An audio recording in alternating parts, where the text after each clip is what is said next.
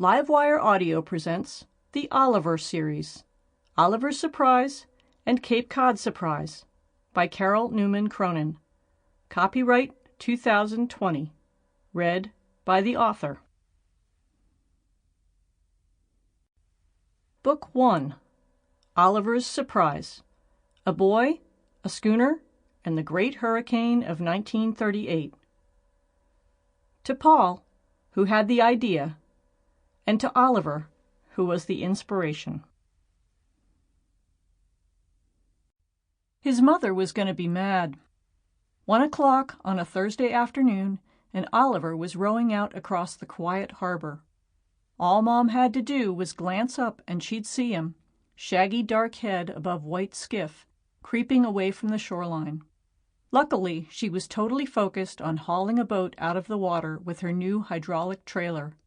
That's why he'd been able to scramble unseen down to the rocks, unclip Sparky, and be free. It was just too nice a day to waste inside learning about some hurricane that happened a gazillion years ago. Who'd decided school should start in September anyway? The sunshine warming the back of his neck still felt like summer.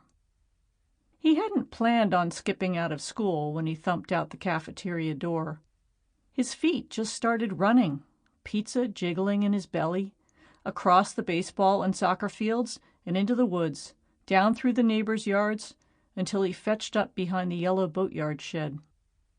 Once he could see Sparky gleaming in the September sunshine, his breathing steadied, and the lonely ache inside him felt almost bearable again. Grandpa had died in his sleep last July, 2 days before his 100th birthday. He'd never liked big parties, so maybe that was his way out. There were so many questions Oliver had never asked, about the boatyard and Sparky and Grandma Nellie. And now that it was too late, the only place he felt close to Grandpa was on the harbor they both loved. Grandpa's name had been Oliver, too, and he'd left school for good at 13 to go fishing. When a trawl dropped on his foot and smashed 3 of his toes, he bought the property next to the ferry dock and started a boatyard.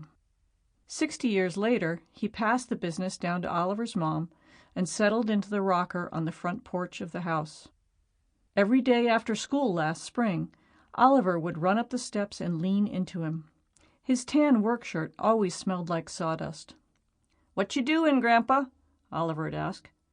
"Whistlin' and whittlin'," Grandpa would reply, his smile stretching across wrinkled cheeks. Wrapping an arm around Oliver, he'd pull him in close to show off the lifelike duck or seal he'd... Sample complete. Ready to continue?